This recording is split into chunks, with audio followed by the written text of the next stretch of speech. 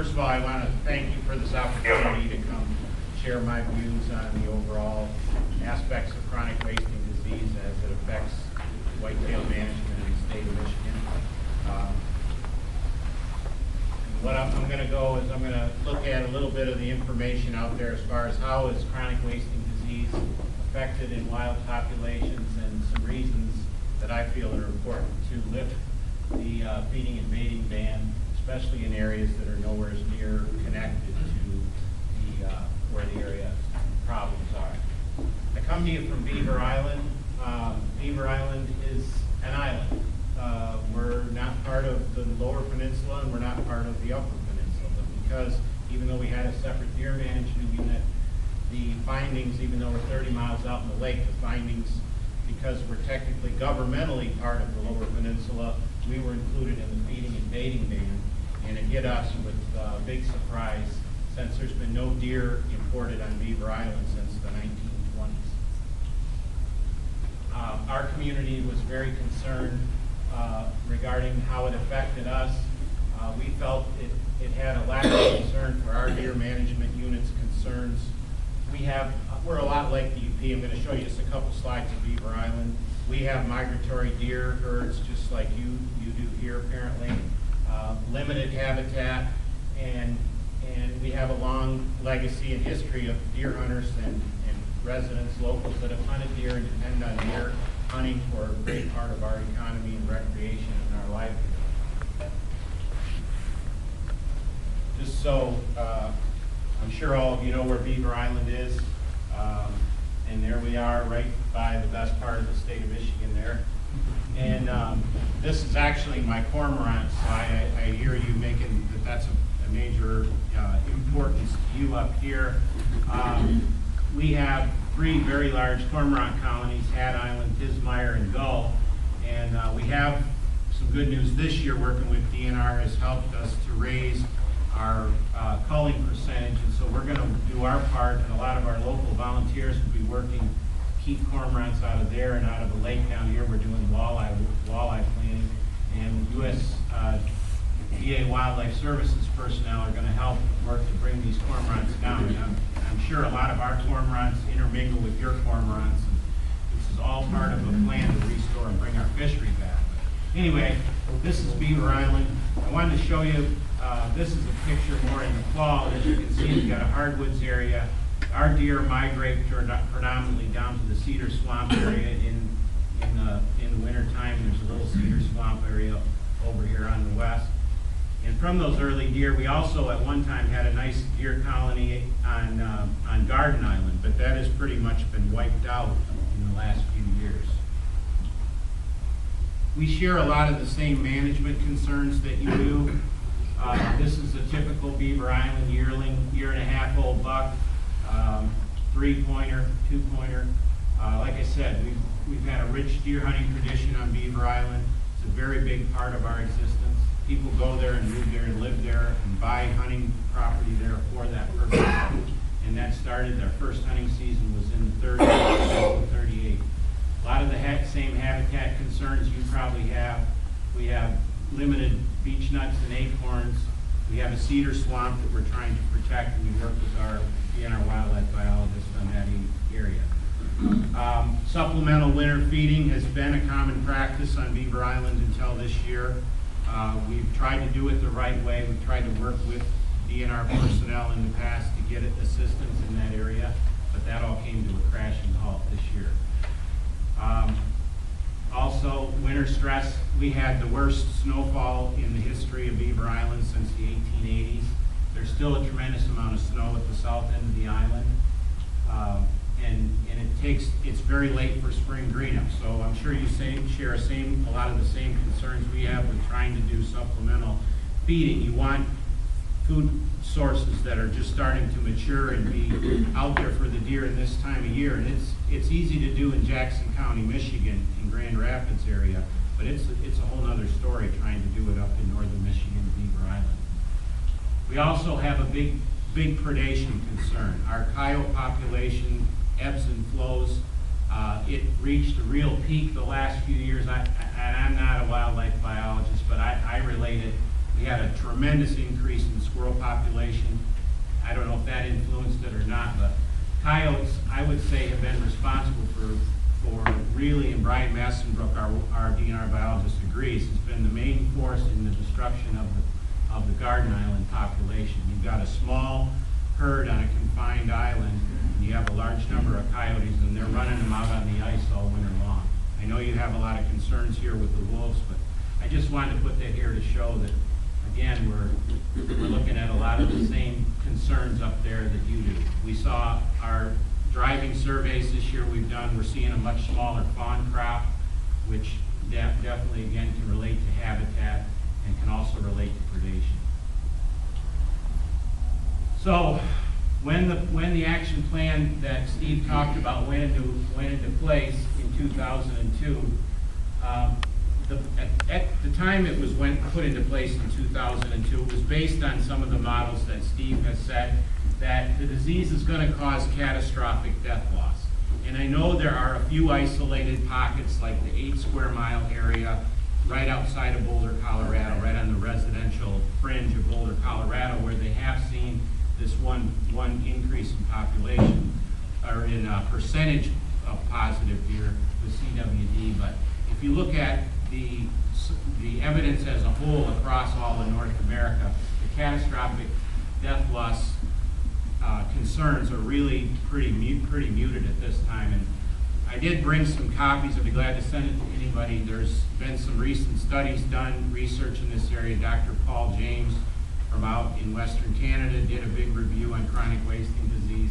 And he cited that he knew about that study, but he overall in his conclusions were that really is not as big a concern, and the likelihood of those things occurring are really very rare.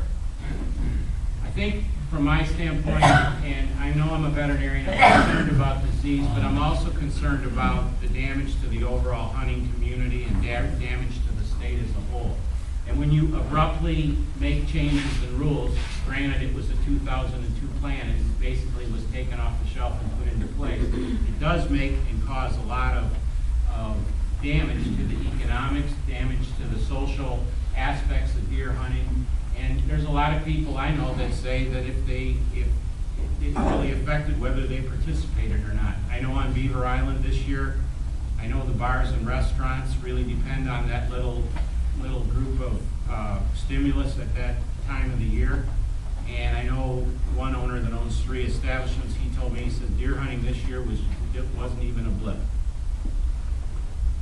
Also, like I said, we on Beaver Island up until this year, there was a lot of supplemental feeding, and I know that in various conditions, even in spite of CWD infections out west, a lot of the specialists that Dr. Schmidt referred to in their states, they do feeding programs, in spite of the fact that CWD does exist in those states. So that's a concern that I have.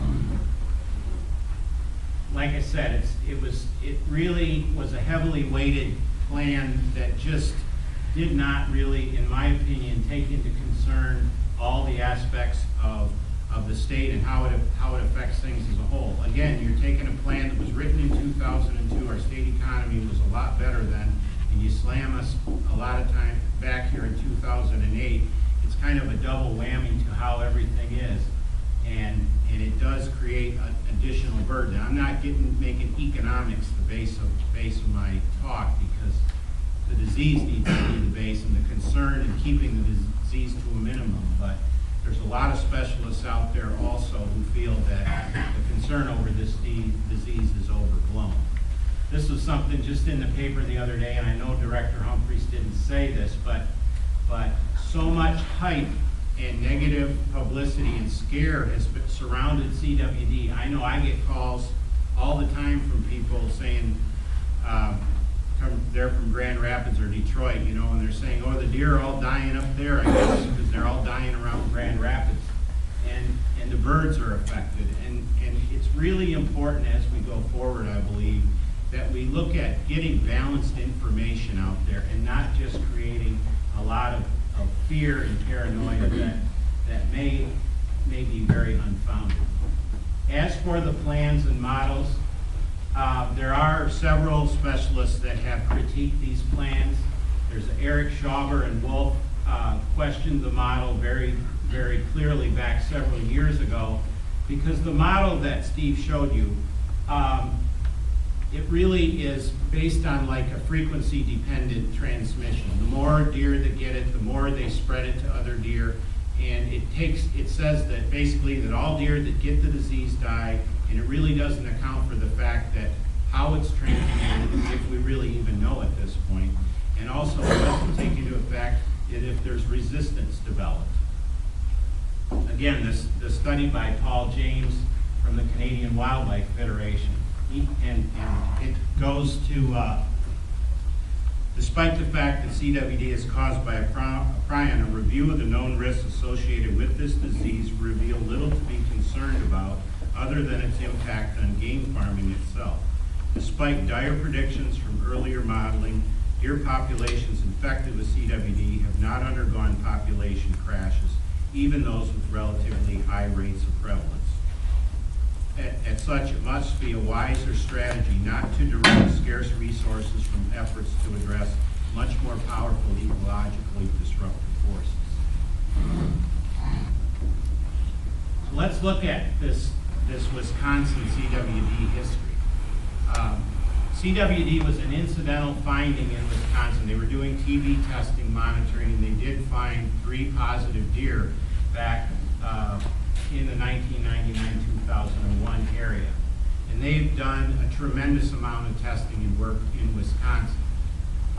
They've tested 152,000 deer, and they found 1,172 deer that were actually positive with the disease. Now, this is not 1,000 deer that all look like those pictures of the emaciated deer. These are 1,000 deer that have come in contact and are testing positive for this disease. Only up until early 2008, only 61 of those deer were known to be showing clinical symptoms or clinical signs. I spent a lot of time talking to people who were on the Wisconsin CWD advisory group. This was a group of citizen and other specialists that were involved and brought in to analyze and critique the DNR's management, because it did cost the state of Wisconsin well over $35 million to manage the disease. And they posed a lot. There's a big study here that they have, and they critique a lot of the main points of their plan. But the one thing that is really a question to me as a practicing veterinarian, if this is one of those diseases that's 100% fatal, it's probably the first disease I've ever seen that's 100% fatal. Because yes, they say, well, if you wait till they're 8 or 9 years old, they all will die of CWD. And that is a point that is really, at this point, is certainly in wild populations, is in question. There's an excellent opportunity. I know this Tony Grabsky out there in Wisconsin, I believe he's at University of Wisconsin, they've recommended to DNR out there to allow some of these positive CWD deer to actually live, radio collar them, and check their what happens to them actually, to see if in fact they do die or what their end fate is.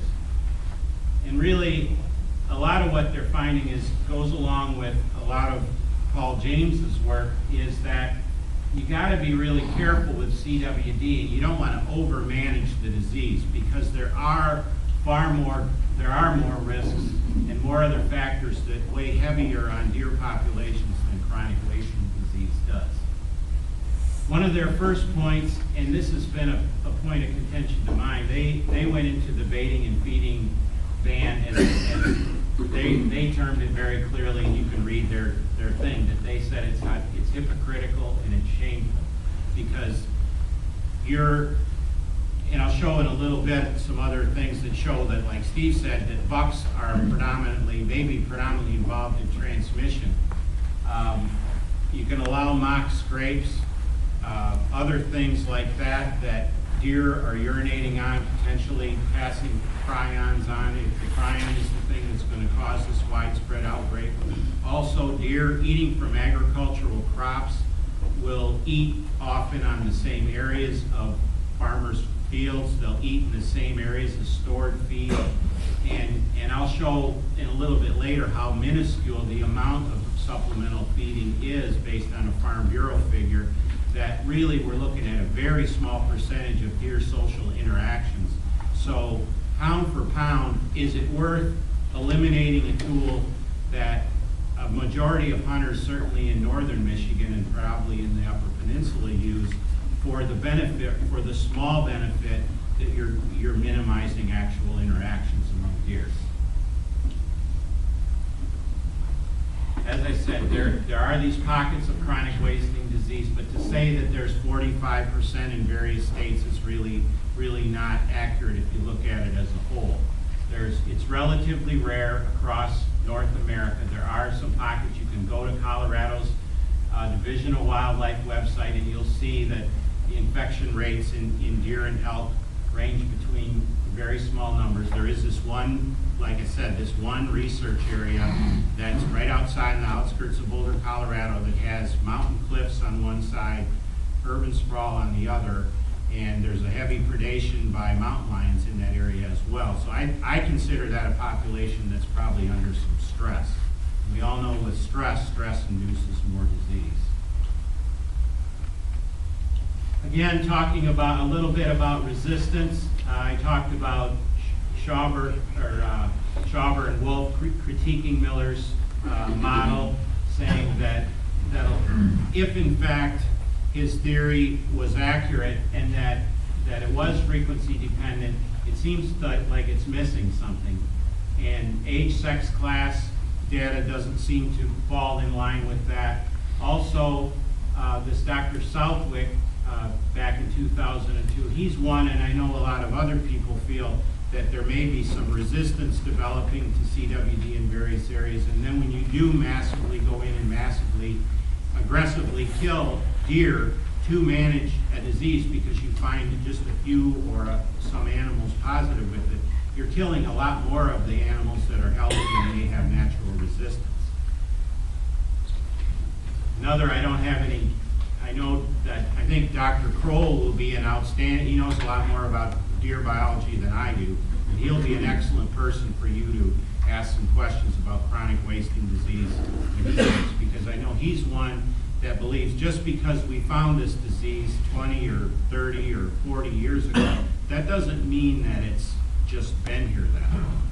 You know, our technology today can pick up things that likely or very possibly may have been present for a long time. And that's one challenge we face as our technology develops. We always have to figure out a way to rationally balance what new information we have with what the overall picture is.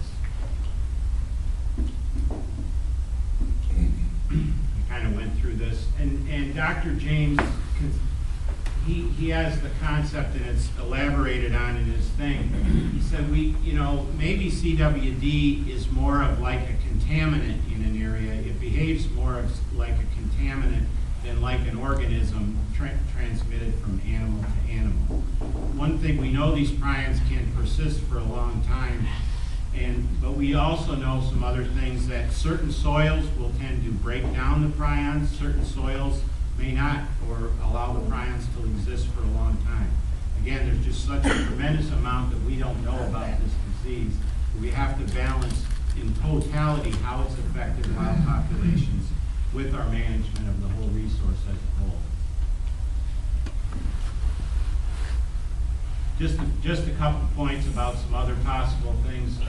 There is some research done down south that the prion may actually be secondary to a small organism that lives in the cell wall.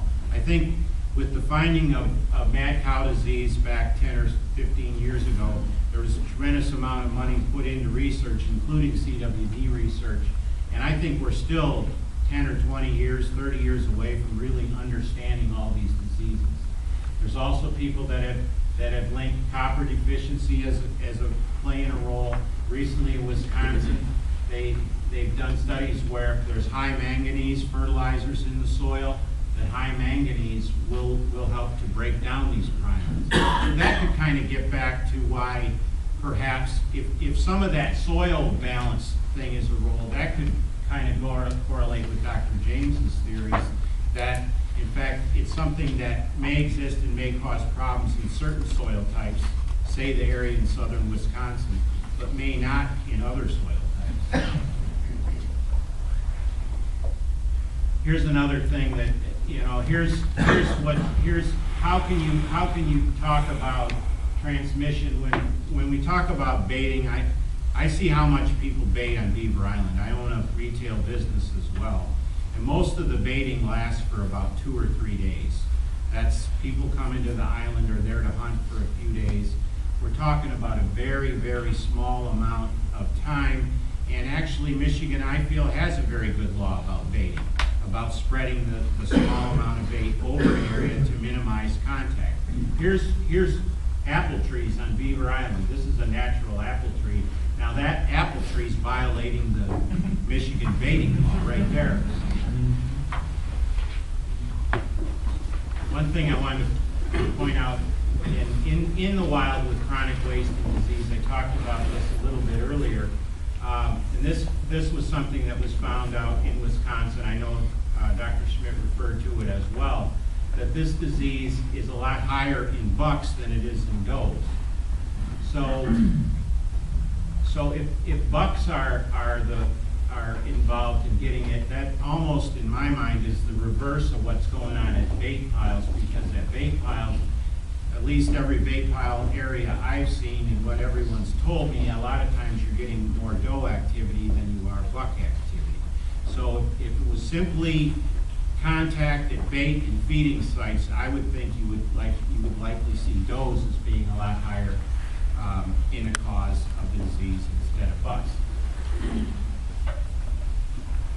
Again, the disease seems to be something that's more common in bucks than it is in does. This was something that went against Dr. Miller felt that these bucks would all get to a certain age and die. I know there's research in Wisconsin that they felt that in fact a lot of these older bucks may be developing resistance. This is one thing, I mean, we're never going to stop this. And deer are a social animal, and nose-to-nose contact among does and fawns and related individuals is really probably the major factor if we're looking at how deer transmit disease, as opposed to the minor amount that it is brought in with artificial or supplemental feeding.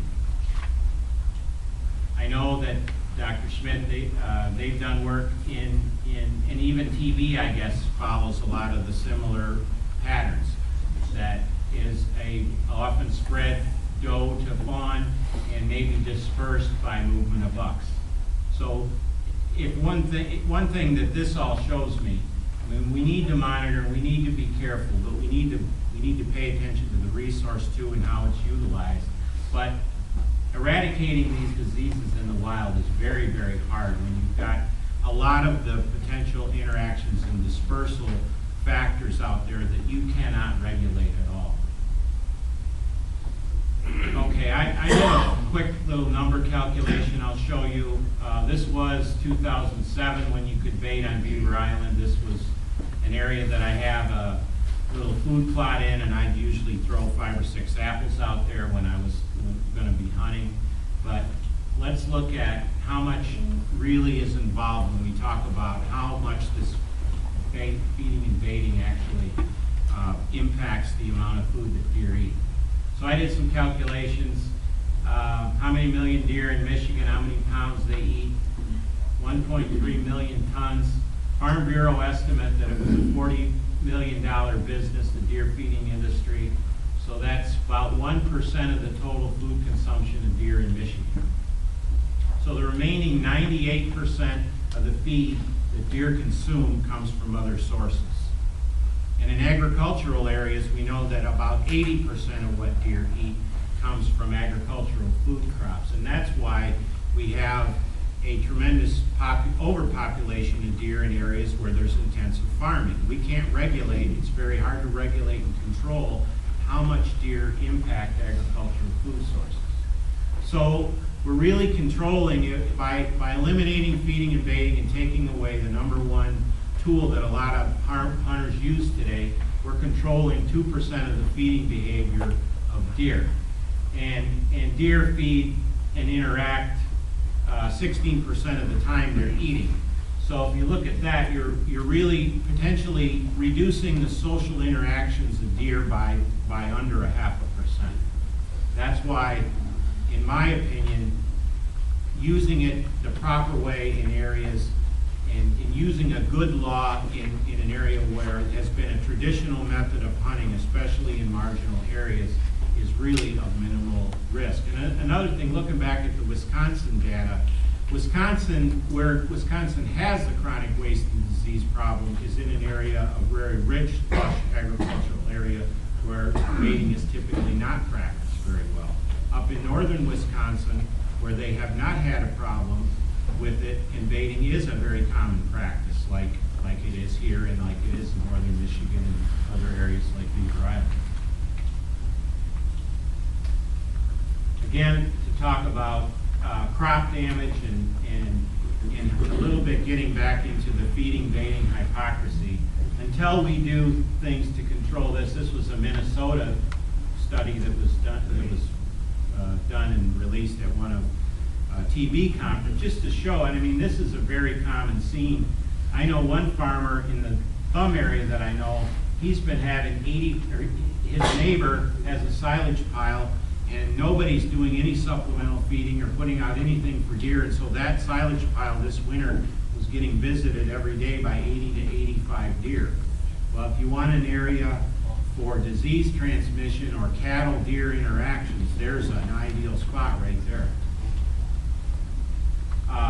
As far as baiting, like I said, baiting, when CWD methods were practiced in Wisconsin to really bring the numbers down, they didn't think that hunting was doing enough.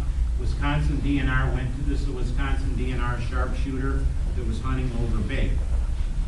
And they even said that they felt the risk of transmission from bait was less than the need to bring the population down, even though, like I showed you some other information that showed that bringing the population down really has never worked anywhere to control the disease.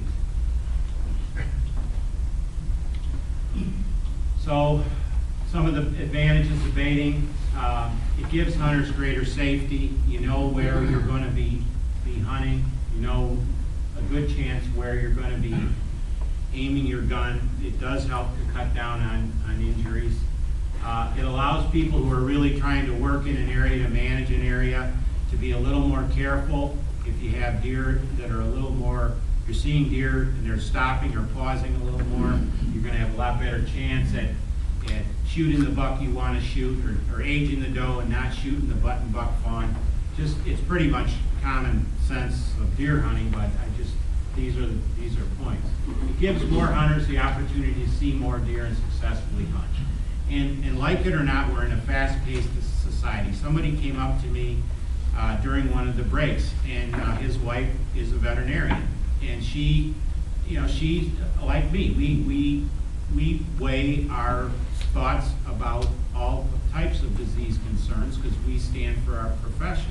But she made the comment to him. She said, I love to hunt, I love to be in the woods, but if I couldn't put out a little bit of bait, I just wouldn't have the time to spend a week or 10 days stalking and following trails and all that. I just would give it up. And so we have to balance hunter participation, because hunters are our number one thing and our number one control method for controlling our herd. And we need to do everything we can to be responsible ourselves, but we need to allow the hunter to have reasonable tools to bring about those goals. Especially in non-agricultural areas, it does allow you to help attract deer into areas. And you're able to actually, if there is an area, the Wisconsin DNR sharpshooters use it, if you do want to increase harvest in a certain area, you can actually use baiting as a positive management tool. This is from out in Colorado. I found this to be interesting. I think this looked, every time I saw cattle feed out in the field, it was always surrounded by high fences. And so I imagine out there that's just a common practice to keep elk out of there. That's probably the only way they can do it out there. Supplemental feeding is clearly indicated to offset winter stress, and it is practiced for many years. I think Rory's going to talk about this a little bit. It has been practiced for many years. Again, balancing risks, used in states that have migratory deer and elk populations, and they can be heavily stressed when they go to their winter feeding yards. I know it sounds like you have that up here. We have areas on Beaver Island where deer congregate too. And when we have record snowfall, we do lose animals. Abrupt cessation of deer in times like I mentioned. I heard that story from a lot of people that there was a lot more deer activity going after agricultural crops this winter probably due to the winter stress and the severity, and also the fact that there was no supplemental feeding going on. So in reality, in a lot of cases, you actually increased and not decreased deer livestock interactions. And I think there's one thing that I've heard for a long time, and as a veterinarian, I practiced in agriculture for a long time, and really, and I showed you how much supplemental feeding is. Maybe it's more, maybe it's double that, but still, it's a very small percentage. And really, that amount of supplemental feeding is not drastically elevating populations. Our populations are elevated to artificial levels in Michigan, predominantly because of agricultural production. And like I said, it is supplemental feeding is often needed at times to assist and augment habitat programs that are very difficult to do in climates like we have. So the key points that I wanted to go over. Management efforts to control have often caused greater disruption in wildlife and traditions of hunting than the disease ever has. It has never wiped out any cervid population in the wild, and in fact, the Wisconsin population, in spite of all these efforts to bring that population down, there's more deer in that area of Wisconsin with CWD today than there was before they started. The mechanism of disease transmission is very complex and not even very well understood. Social, and one thing that we didn't really talk about, there can actually be spontaneous cases of CWD where a genetic mutation can cause this syndrome or cause this disease. And I know there's some recent work in Wisconsin. All along it's been thought this disease was brought in probably by animals from out west. Well, I know there's some recent research that's being done right now in Wisconsin that in fact shows that the disease strain in Wisconsin may in fact be totally different than the disease strain out west. I believe that allowing feeding, baiting, and mineral supplementation, that's the other thing that got dropped out here, has minimal overall impacts and has benefits socially, recreationally on the resource. Future actions, definitely we need to continue to monitor this disease, and especially in our captive herds. It's been shown to be a disease that's predominantly shown up in captive herds as the start of likely the transmission. And we need to do everything we can to get all those herds in compliance and keep on top of it. And I know Dr. James in his work, he cites that very clearly. You know, I really hope we can look at real versus theoretical factors, and really let's get away from this fear mongering about how horrible and dangerous this is, and let's talk about real facts and balance the information out there. I think there sounds like there's a commitment to habitat restoration up here in the Upper Peninsula. I think that's as Dr. James points, habitat and lack of range. Those are the critical, in my opinion, those are the macro factors how we're going to be able to help manage and maintain a healthy deer herd in the future in the state of Michigan. And anything we can do to work on improving habitat collectively, from working on private lands, working on public lands. I know we on Beaver Island, we're very committed to do that, to doing that as much as we can with the DNR. And we would just want to do more of that because we feel that's the key. And I know from practicing in an agricultural area, it's obvious. High quality feed, deer having access to it, that's how you maintain a good, healthy, strong herd. We need to form good working relationships, bringing in all the factors. This organization and kind of how you've really gotten active here recently is a very positive thing. I think that we got to get beyond the fear and get to the realities of the disease and look at all the factors, bring in as many of these other people that have differing opinions and listen to what they have to say, specialists that have far more experience than me. And anyway, that's kind of what I had to say. I wanted to thank everybody here today, the DNR, UP Sportsman, and any other concerned citizen. I guess we'll have time for questions afterwards. Thank you. Thank you.